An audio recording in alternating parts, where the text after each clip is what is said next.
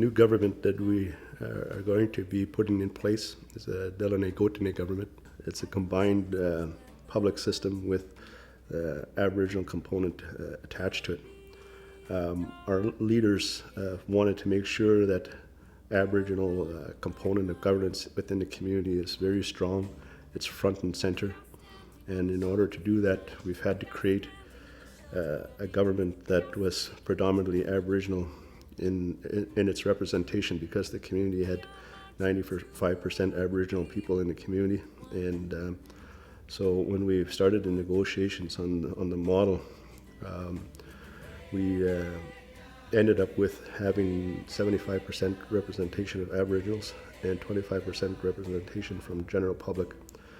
The reason we've gone as far as putting the two together is that, and making sure that the Aboriginal component was predominant, is that for years we've always had to live within modern society's rules and regulations, and we've lost languages, we lost almost our entire identity, and we want to be able to strengthen that again. And the only way you can strengthen that is that if your traditions and your customs and your beliefs are front and center when it comes to legislation.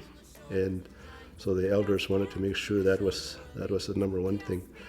The second thing was that if we made laws and we've made rules and regulations, that they apply to everybody that was living in the community, so that people start learning to respect the Aboriginal culture and its beliefs and its customs, so that everybody knew that when they went to the community of Deline, this is the way things are going to be, and they apply to all of us equally. So that is a way and a form to be able to protect the culture, language, and spirituality and history of our people. So it's unique in that sense.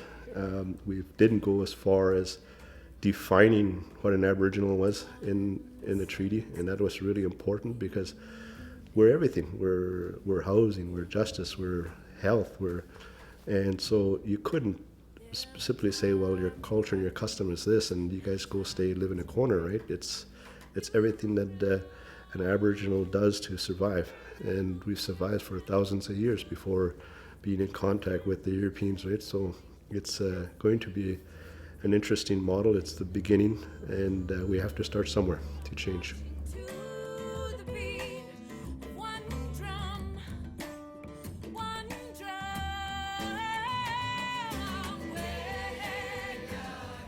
Right now we have basically the charter community in the community, we have the band council, and we have the Deline Land Corporation. All of those will cease to exist, and they'll all find themselves under the new Deline Got'ine Government as one institution rather than three.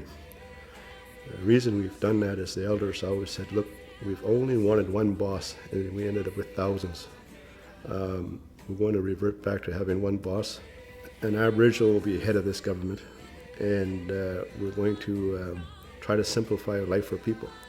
We're simple people. We want to be able to understand. We want to be able to move forward.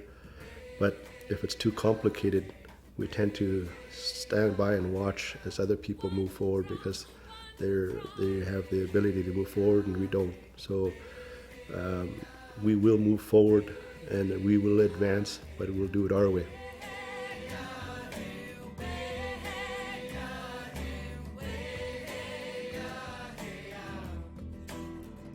We need to continue to work with other governments. We're not negotiating a sovereign government where we're on our own. I keep reminding governments at the table that we're actually bringing you closer to us, because we want to succeed. And in order to succeed, we need you guys to give us a hand. And that's the way this model was negotiated.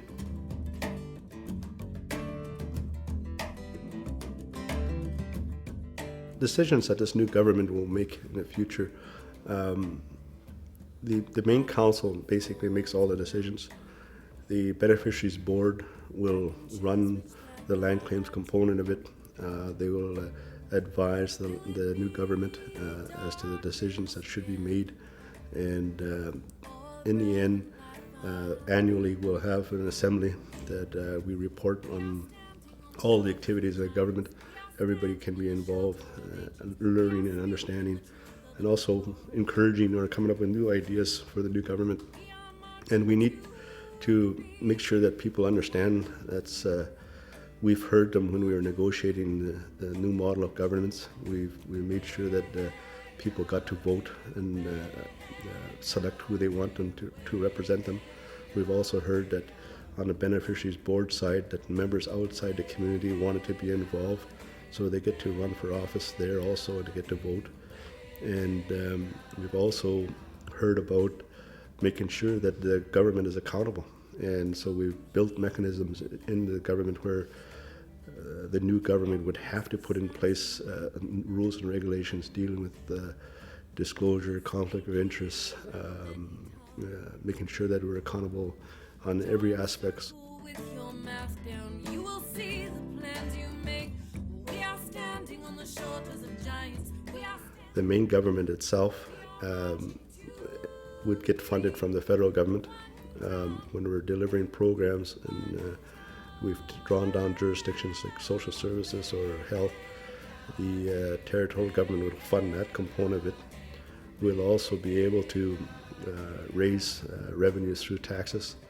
Some of the property taxes in town could be gas taxes, could be cigarette taxes. Some of these agreements need to be negotiated with the territorial government and the federal government.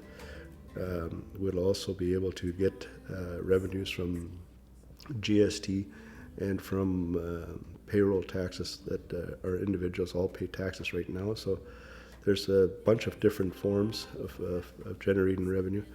We'll also be able to make investments in and outside the community of Deline, and those revenues will also go back to this government. So there's a lot of different ways that we can raise revenue.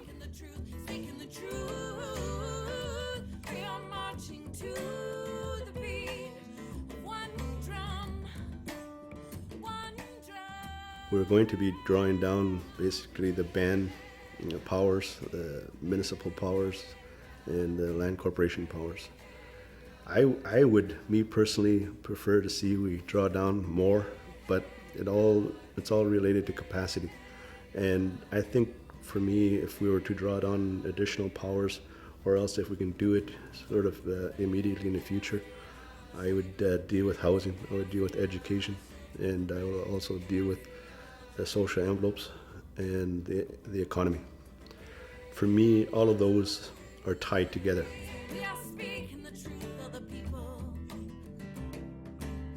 You need to build capacity. You need to understand what you're taking on. You need to prepare. You need to plan.